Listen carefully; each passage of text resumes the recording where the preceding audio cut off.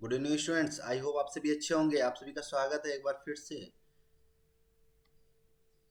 The nationalism in India, Bharat में राष्ट्रवाद, जो इस समय चल रहा है हमारा डिस्कशन का टॉपिक। और इसमें हमने 3 पार्ट ऑलरेडी देख चुके हैं, जिसमें हमने देखा फर्स्ट इन्वेडर्स के बारे में। सेकंड फिर हमने देखा कि कैसे 1857 की क्रांति कैसे आगे मूव ऑन हुई, कैसे नेशनलिज्म जो था, इंडियन नेशनल मूवमेंट स्टार्ट हुआ। और जो नेशनलिज्म की जो फीलिंग थी, जब महात्मा गांधी जी वापस आए अफ्रीका से, उसके बाद तेज हुई, एकदम से रेज हुई। और ये जो मूवमेंट्स स्टार्ट हुए, ये अनब्रेकेबल मूवमेंट्स थे, अनस्टॉपेबल मूवमेंट थे, जो कि एंड ऑफ द इंडिपेंडेंट तक चलते रहे। स्टार्ट हुए थे चंपारण से और quit India movement do and die तक, एंड ऑफ द तक चलते रहे। और फाइनली ये जो गांधीयन एज था, इसमें भारत को एक व्यापक सफलता मिली। और इससे पहले भी युद्ध लड़े जा रहे थे, इससे पहले भी हम लोग फ्रीडम कर रहे थे, इससे पहले भी हम मूवमेंट्स कर रहे थे, लेकिन इतनी जो सफलता थी वो नहीं मिली मिली थी। क्यों? क्योंकि उस टाइम पे उन मूवमेंट्स को, लोगों में जो फीलिंग्स थी नेशनलिज्म की, राष्ट्रवाद की, वो कोई इतनी दृढ़ता से लोगों में नहीं व्याप्त कर पा रहा था। लेकिन गांधी जी वो पर्सन थे जिनसे छोटा छोटे जो बच्चे हुआ करते थे, 12-15 साल के, वो इंस्पायर्ड थे। और यहाँ तक कि चाहे वो बड़े हों या छोटे बच्चे हों, सभी उनकी एक आवाज़ पे निकल पड़ते थे अपनी जान को दांव पे लगाने। तो अभी तक हमने जो डिस्कस किया, ये पार्ट 4 होने वाला है। और हम ये थोड़ा चीज़ें समझते हुए चलेंगे, है ना। इसीलिए थोड़ा टाइम लगेगा इसमें भी, क्योंकि ये मोस्ट इम्पॉर्टेंट है आपके एग्जाम पर्पज से।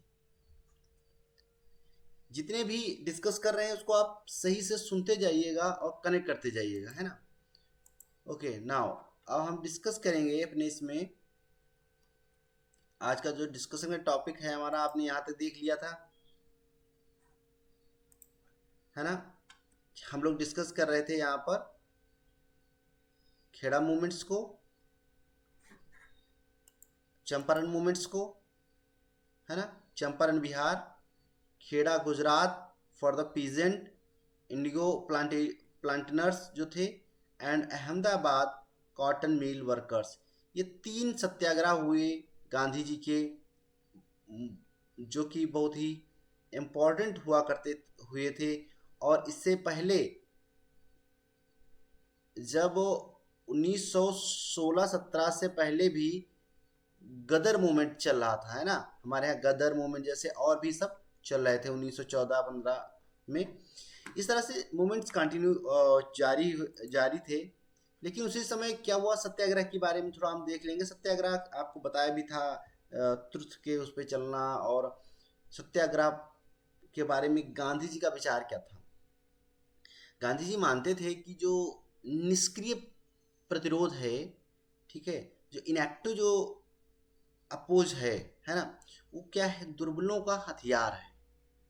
लेकिन इसे केवल ताकतवर ही इस्तेमाल कर सकते हैं, या निष्क्रिय जो है प्रतिरोध की शक्ति नहीं है। इसके लिए तो सघन जो है सक्रियता चाहिए। माना था गांधी जी ने कि जो सत्याग्रह है उसके लिए सघन जो है, ज़्यादा से ज़्यादा लोगों का इसमें इन्वॉल्वमेंट चाहिए। और दक्षिण अफ्रीका का आंदोलन निष्क्रिय नहीं बल्कि सक्रिय आंदोलन बन गया था। सत्याग्रह शरीर बल नहीं है ना, शारीरिक बल की बात नहीं की गई है। सत्याग्रही अपने शत्रु को कष्ट नहीं पहुंचाता, ये गांधी जी का मानना था। वह अपने शत्रु का विनाश नहीं चाहता। सत्याग्रह के प्रयोग में जो दुर्भावना के लिए कोई स्थान नहीं रहता। सत्याग्रह तो शुद्ध आत्मबल है, सत्य की आत्मा का आधार होता है। इसीलिए इस बल को सत्याग्रह का नाम दिया गया। आत्मा ज्ञान से हमेशा लैस रहती होती है, और इसे प्यार की लौ जलती है। अहिंसा सर्वोच्च जो है धर्म माना गया है गांधी जी के आधार पर, है ना। तो यहाँ पर हम स्टार्ट, तो सत्याग्रह, स्वेत सत्याग्रह के बाद एक मेजर मूवमेंट आया जिसमें सत्याग्रह में जब तीनों जो सत्याग्रह थे, तीनों सत्याग्रह में जो जगह जगह, ये 3 सत्याग्रह तो मेन है गांधी जी के, इस तरह से लोगों में क्या था, गुस्सा फूटा और लोग मूवमेंट करना स्टार्ट कर दिए ज़्यादा से ज़्यादा। अब इसमें क्या हो रहा था, रिवोल्यूशनरी जो थे वो ज़्यादा से ज़्यादा सामने आ रहे थे और हर एक जगह पे मूवमेंट्स स्टार्ट हो गए थे। और इसको देखते हुए, इन सब चीज़ों को देखते हुए, मूवमेंट्स को देखते हुए, और इसी समय सरकार ने क्या किया, एक बिल लेके आ गई, एक एक्ट लेके आ गई जिसे नाम दिया गया द रॉलेट एक्ट 1990, है ना, 1919। इसका ओरिजिनल नेम था रॉलेट एक्ट का द अनार्किकल एंड रिवोल्यूशनरी, है ना, मतलब अराजक और क्रांतिकारी अधिनियम 1919 लिख लीजिएगा। रॉलेट एक्ट का जो ओरिजिनल नेम था अराजक और क्रांतिकारी अधिनियम 1919 के उस पे देखा जाता था, ठीक है। क्यों? क्योंकि आपके एग्जाम में ये पूछा जा सकता है, फिर मत कहिए कि सर बताए नहीं थे। आपको रॉलेट एक्ट दे देगा एमसीक्यू में और लिख देगा रॉलेट एक्ट का ओरिजिनल नेम बताइए, और इस तरह से काफ़ी सारे आपको क्रांतिकारी अधिनियम या कुछ भी लिख देगा, आपराधिक अधिनियम, और उसमें ये भी डाल देगा अराजक और क्रांतिकारी अधिनियम 1919। तो आपका जहाँ पर अराजक और क्रांतिकारी हो, anarchical and revolutionary crime act हो, वही आपका करेक्ट होगा, ठीक है। तो आपने यहाँ देख पा रहे हैं रॉलेट एक्ट आपका जो है 1919 में हुआ, to give the wide power to government. इससे क्या हो रहा था, इससे गवर्नमेंट को एक बड़ी ताकत मिल रही थी, to suppress the revolutionary movement. ये आपको किससे याद आ रहा है, याद कीजिए, यूरोप से। यूरोप में आप याद कीजिए, जब 1815 में नेपोलियन हारा था, डिफीट हुआ था, इसके बाद रिवोल्यूशनरी के लिए इसी तरह से एक्ट पारित हुए थे कि आप जहाँ भी मिल जाए, जैसे भी मिल जाए, उनको पकड़ लिया जाए, उनको जेल में डाल दिया जाए या उनको कोई अदर पनिशमेंट दिए जाए। तो उस टाइम पे सभी क्या कर रहे थे, यूरोप में अंडरग्राउंड हो रहे थे, है ना, अंडरग्राउंड हो रहे थे जितने भी रिवोल्यूशनरीज हुआ करते थे, जैसे गैरीबाल्डी जैसे लोग हैं, मेथनी जैसे, है ना, आपने पढ़ा था। तो सेम यहाँ पर भी हुआ। इतने बड़े जो मूवमेंट्स चल रहे थे 1914 से लेके 18 के बीच में, इतना मूवमेंट्स हुआ कि अंग्रेज परेशान हो गए थे। उन्होंने फाइनली मार्च में, ये एक्ट मार्च में पास हुआ था, हाँ मार्च के आसपास, ठीक है, मार्च 1919 में ये पारित हो गया। और इसके पारित होने में जो भी पावर थी वो गवर्नमेंट के हैंड में आ गई। तो जब कानून रॉलेट एक्ट जो पास हुआ, तो गांधी जी ने एक राष्ट्रव्यापी आंदोलन चलाने का फैसला ले लिया। भारतीय जो सदस्यों के भारी विरोध के बावजूद इस कानून को इंपीरिकल लेजिस्लेटिव काउंसिल ने बहुत जल्दी में पारित कर दिया, ठीक है। तो जब विरोध हो रहा था जगह जगह पे, तो इंपीरिकल लेजिस्लेटिव काउंसिल किसने पास किया, इंपीरिकल लेजिस्लेटिव काउंसिल ने इसे पास कर दिया था। इस कानून के जरिए सरकार को राजनीतिक गतिविधियों को कुचलने और राजनीतिक कैदियों को क्या था, 2 साल तक बिना मुकदमा चलाए जेल में रखने का अधिकार मिल गया। इधर महात्मा गांधी ने ऐसे अन्यायपूर्ण, क्योंकि जब आप बात नहीं सुनोगे, आप जैसे भी मन चाहेगा जिसको भी पकड़ के आप बिना कहे, बिना सुने, बिना एडवांस नोटिस के आप उसको 2 साल तक आप जेल में रख के मुकदमा चला सकते हो। तो इससे महात्मा गांधी और जो वहाँ के लोग थे वो सब भड़क गए, क्योंकि यह एक अन्यायपूर्ण था, इलीगल कानून था। कानून के खिलाफ अहिंसक जो है ढंग से नागरिक अवज्ञा चाहते थे। गांधी जी ने 6 अप्रैल को एक हड़ताल से शुरू होना था, इसका विरोध जलियांवाला बाग कांड का, है ना। तो this act give the government power to imprison of any person without any जो trial for a period of 2 years, है ना। 2 साल किसी भी प्रकार से, किसी भी ट्रायल से वो उनको जेल में रख सकता था। दिस एक्ट वॉज डिस्ट्रॉयड, इसका मेन उद्देश्य क्या था, जितने भी नेशनल मूवमेंट हुए थे और उसको डिस्ट्रॉय करना था by the imprisoning of the national workers, है ना। जितने भी काम कर रहे थे राष्ट्रीय, उन लोगों को जेल में डालकर, उन लोगों को प्रताड़ित करके, उन लोगों को क्या करना था कि जो रॉयलेट एक्ट के खिलाफ कुल मिला के जो रिवोल्यूशनरीज हुआ करते थे, जो नेशनल मूवमेंट्स में पार्टिसिपेट करते थे, उनको ख़त्म करना था। मेन एम यही था कि रिवोल्यूशनरीज को ख़त्म कर दिया जाए, क्रांतिकारियों को, ठीक है। तो इसे लोगों ने काला कानून के नाम से जाना गया, बिकॉज ये जो है ह्यूमन राइट्स के खिलाफ, जो मानवाधिकार के खिलाफ था, तो इसीलिए इसे काला कानून कहा गया, है ना। इसमें क्या हो रहा था उस टाइम पे, गांधी जी ने 6 अप्रैल को हड़ताल नियुक्त की और इससे क्या हुआ, विभिन्न शहरों में रैली और जुलूस का आयोजन किया जाने लगा। जितने भी रेलवे वर्कर्स हुआ करते थे, है ना, ये आप देख पा रहे हैं कैसे लोग परेशान कर रहे हैं, है ना। जो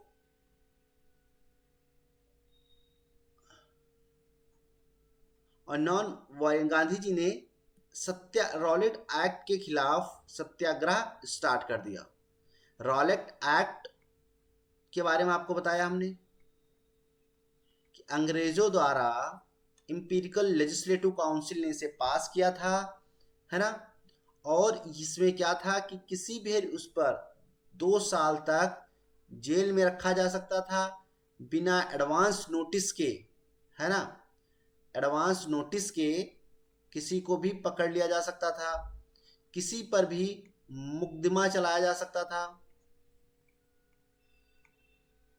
ठीक है। ये सब सरकार काम थे। इसका मेन मतलब क्या था कि क्रांतिकारियों को कुचल दिया जाए, है ना, क्रांतिकारियों को खत्म करना था। लेकिन इसको लोगों ने क्या कहा, काला कानून, है ना।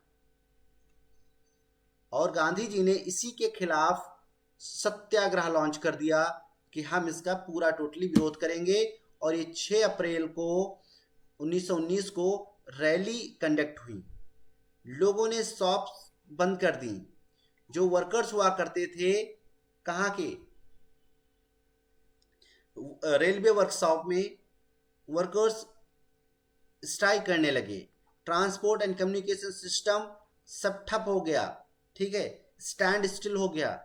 अब क्या हुआ, अब इसमें ट्रांसपोर्ट और ये सब कौन से थे, देखो इसमें जो रैलियां हुई तो रेलवे वर्कशॉप बंद कर दी गई, में काम करने वालों ने हड़ताल कर दी। सबसे बड़ा आवागमन का जो साधन था उस टाइम रेलवे था। जब वहां पर लोगों ने काम करना बंद कर दिया तब परेशानी होगी, और दुकानें बंद हो गई। इससे व्यापक जन उभार से चिंतित था रेलवे, और साथ में कम्युनिकेशन सिस्टम, जिसमें कम्युनिकेशन में टेलीग्राफ आता था, की सुविधाएं भंग कर दी गई थी। इससे भयभीत होकर अंग्रेजों ने जो है राष्ट्रवादियों का दमन शुरू कर दिया। जितने भी थे उनको उठा उठा के जेल में भरना स्टार्ट कर दिया। अमृतसर में बहुत सारे लोग, स्थानीय जो नेताओं को हिरासत में ले लिया गया था। वहीं दिल्ली जा रहे गांधी जी को, गांधी प्रवेश से पहले, दिल्ली में घुसने से पहले गांधी जी को पर पाबंदी लगा दी गई। और 10 अप्रैल को पुलिस ने अमृतसर में एक शांतिपूर्ण जुलूस पर गोली चला दी। 10 अप्रैल की बात कर रहा हूं मैं यहाँ पर भी, ठीक है। 6 अप्रैल से स्टार्ट हुई हड़ताल, 10 अप्रैल को अमृतसर में जगह जगह हड़तालें होने लगी थी। अमृतसर में 10 अप्रैल को गोली चला दी शांतिपूर्ण स्थल पे। इसके बाद क्या हुआ, लोग बैंकों, डाकखानों, रेलवे स्टेशनों पर हमले करने लगे। जब हम दोनों तरफ से हमले होने स्टार्ट हो गए थे, उस टाइम पे वहां के जो मार्शल लॉ लगा दिया गया। जनरल डायर ने कमान संभाली, जैसे प्रेसिडेंट रूल होता है उसी तरह से पहले जनरल डायर ने कमान संभालते हुए मार्शल लॉ लगा दिया, ठीक। अब मार्शल लॉ लगते ही क्या हुआ कि 13 अप्रैल है ना, 13 अप्रैल का तब तक दिन आ गया। तो यहां पर क्या, these protest lead to the Jallianwala Bagh miseries. Jallianwala Bagh कांड को यहीं से आगे बढ़ती है। यहां पर क्या हुआ, जो 6 अप्रैल को स्टार्ट हुआ था, है ना, याद कीजिए 6 अप्रैल को स्टार्ट हुआ ये। 10 अप्रैल को नॉर्मल गोली चला दी गई और उसी के साथ मार्शल लॉ लगा दिया गया। क्यों? क्योंकि दोनों तरफ से ये सब चीजें स्टार्ट हो गई थी। 10 अप्रैल को बहुत ज्यादा भयंकर, उसमें जब 10 अप्रैल गोली चला दी गई, तब सारी दुकान बंद करके दोनों तरफ से रेलवे स्टेशन, टेलीग्राफ, जितने भी कम्युनिकेशन, जहां भी गवर्नमेंट बिल्डिंग्स दिखती थी, लोग हमले बोल देते थे, जैसे फ्रांस की क्रांति में आपने देखा था। सेम नाउ अब इसने क्या किया, ये आगे लीड करने लगा जलियांवाला बाग कांड के उस पे। इसमें आपके चलो ठीक। अब जलियांवाला बाग कांड के क्या बात हुई कि 13 अप्रैल 1919 को एक क्राउड गैदर्ड हुई एक क्लोज ग्राउंड में, जहां Jallianwala Bagh assembled to protest other they come to attend the annual Baisakhi fair. वहां पर कुछ लोग तो साल में जो बैसाखी मेला होता है उसे अटेंड करने आए थे, 13 बैसाख चला था, और कुछ लोग वहां पर आपस में प्रोटेस्ट के लिए बात करने आए थे, है ना, जैसे मीटिंग बुलाते हैं, मीटिंग होने थी। और वहां पर विलेजर्स भी आ गए, क्योंकि वो अनअवेयर थे कि मार्शल लॉ लग चुका है। इसके बारे में शहर में मार्शल लॉ लग चुका है, इसके बारे में किसी को नहीं पता था, वो अनअवेयर थे गांव वाले। लेकिन आके अब मीटिंग होती है तो साइड खड़े हो जाते हैं, है ना, चलो हम भी सुन लेते हैं। गांव में आप देखा होगा, जहाँ 2 लोग खड़े हुए या कुछ ऐसा आया कोई, तो उसके चारों तरफ जाके लोग खड़े हो गए, क्या हो रहा है भाई, हम भी देख लें। ठीक है, देख लो।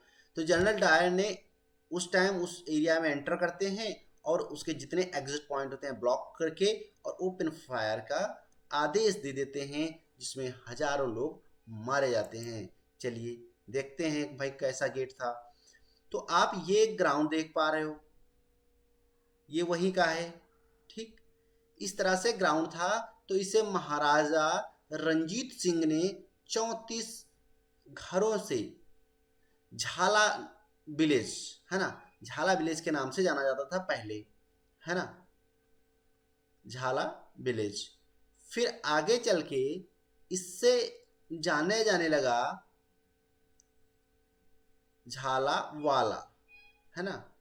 फिर क्या हुआ, जैसे जैसे टाइम पास होता रहा तो इस तरह से ग्राउंड था, इसमें और भी पेड़ भी आ गए, तो इसे जाना गया जलियांवाला बाग, है ना, जलियांवाला बाग।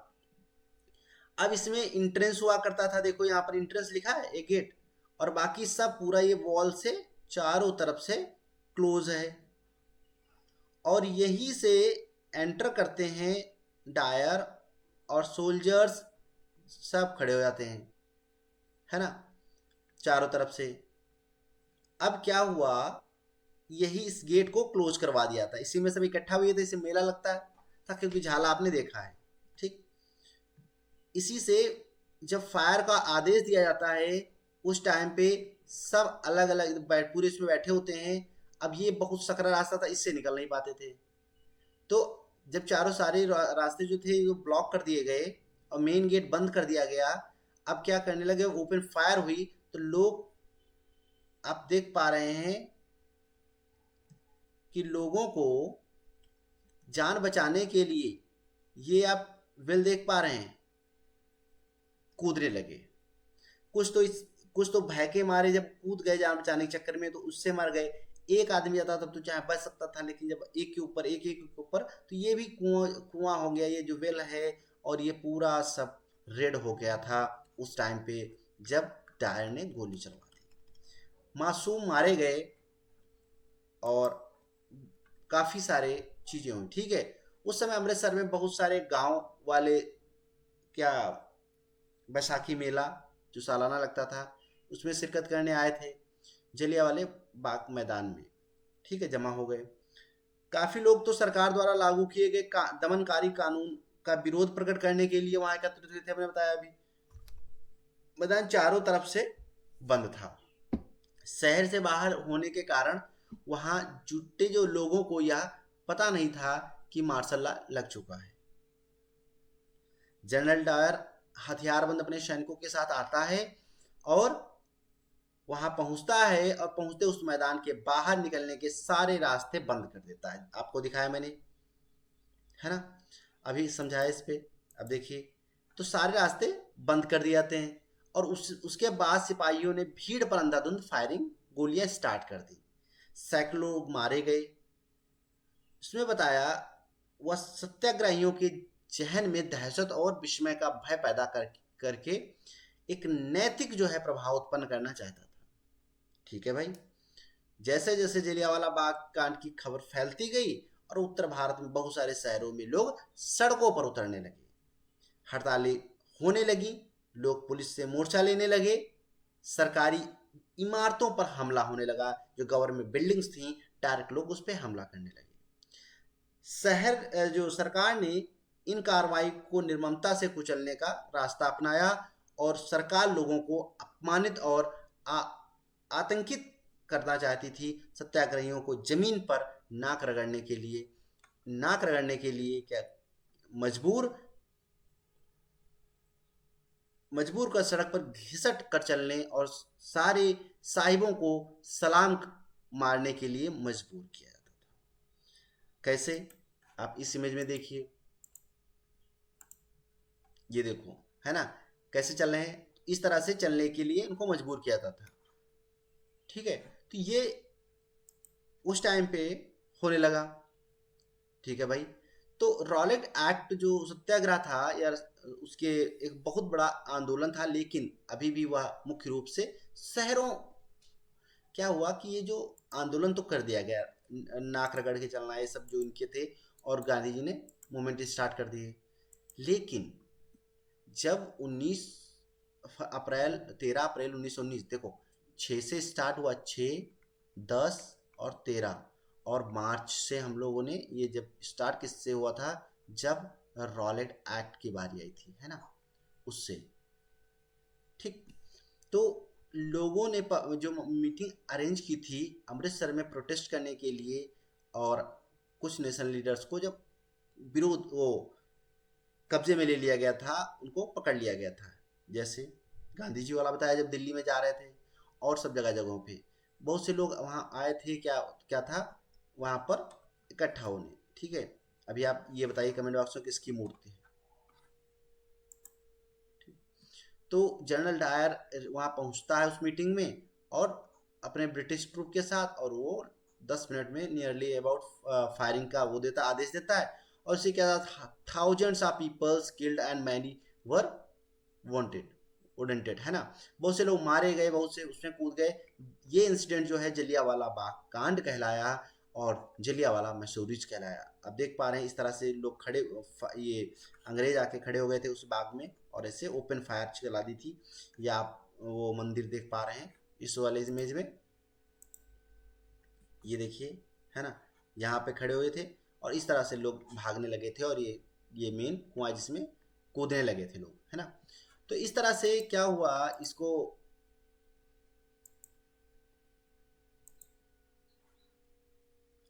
वहां पर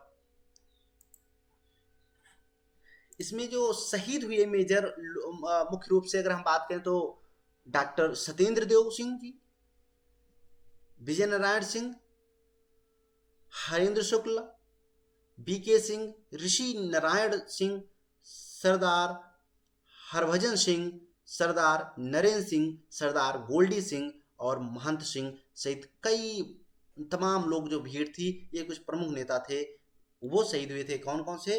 डॉक्टर सत्येंद्र सिंह, विजय नारायण सिंह, हरेंद्र शुक्ला, बी के सिंह, ऋषि नारायण शुक्ल, हरभजन सिंह, सरदार नरेंद्र सिंह, सरदार गोल्डी सिंह और महंत सिंह जैसे कई लोग शहीद हो गए थे। उसी के साथ अब हम जो इमेज की बात कर रहे थे, वो इमेज है, आप यहां पर देखिए, ये है, ये जो इमेज है, ये इमेज है ऊधम सिंह की। किसकी? ऊधम सिंह की। अब भाई ऊधम सिंह कौन थे?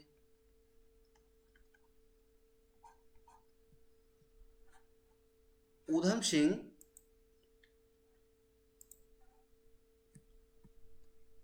एक स्वतंत्रता संग्राम के क्रांतिकारी या सेनानी हुआ करते थे। इन्होंने 13 अप्रैल 1919 में हुए इंसिडेंट को का बदला 21 साल बाद 13 मार्च 1940 को लंदन के जो कैंस्टन हॉल था, उसमें जाकर माइकल ओडायर को गोली मार दी गई थी। हुआ क्या, जब यहाँ पर ये इंसिडेंट करके जनरल डायर वापस गया, लंदन बुला लिया गया, यहाँ पर जांच करके उसको खारिज कर दिया गया। तो लंदन में इसे क्या हुआ, सम्मान मिला कि आपने बहुत अच्छा काम किया, है ना। लेकिन उधर तो सम्मान मिल रहा था और यहाँ पर लोगों में गुस्सा हो रहा था, और इसी के साथ एक बड़ा मूवमेंट, एकजुट मूवमेंट चलाने का महात्मा गांधी जोर देंगे। तो ये सब रीजन बनेंगे, आगे हम लोग जो कल पढ़ेंगे तो वो सब मुख्य रीजन बनेंगे असहयोग आंदोलन के, नॉन कॉपरेशन मूवमेंट के। ठीक, तो ऊधम सिंह ने प्रण किया, अपना मकसद बना लिया कि जब तक जनरल डायर को हम मार नहीं देंगे, तब तक हम, हमारा मेन उद्देश्य जो लाइफ का है वही है। ये लंदन जाके, जर्मनी जाके इधर उधर भटकते रहे, मतलब जहां जहां उसके पीछे कैसे ना कैसे करके वो फाइनली लंदन पहुंच गए, और पीछा करते रहे, और करने के साथ साथ एक मौका आया 21 साल बाद। सोचिए कितना जो इनकी विल पावर थी वो स्ट्रांग थी। तो 21 साल बाद 13 मार्च 1940 को फाइनली ऊधम सिंह ने लंदन में इनको गोली मार दी, है ना। तो ये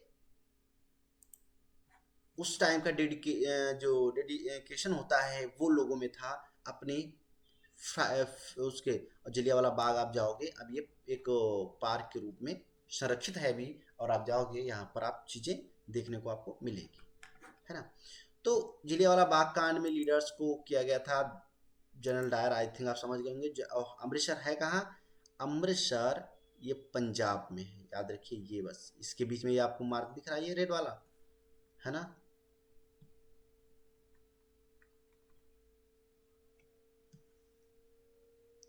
ये आप देखिए, ठीक, ये है पंजाब में। तो इसका याद रखिएगा, ये आपको लिखने को और मैप में भी आपको आएगा, तो आप बिल्कुल पंजाब रीजन याद रखिएगा, ये वाला पूरा, है ना। यहाँ पर अमृतसर है आपका। आई थिंक आज आपको क्लास जो अभी तक हुई वो समझ में आ गई होगी। Thank you so much. Rowlatt act का हमारा और जलियांवाला जो बात था, इसकी आज हमने यहाँ पर डिस्कस किया। आई होप आपको ये दोनों समझ में आ गए होंगे। अब हम बढ़ेंगे मुख्य मूवमेंट की तरफ, जिसे हम असहयोग आंदोलन कहते हैं। और अब थोड़े असहयोग आंदोलन, फिर एक दूसरा होगा, अब बड़े बड़े थोड़ा लेक्चर होंगे, और आराम से कभी इसको 2 उसमें 3 लेक्चर में कवर कर देंगे। Okay, thank you so much.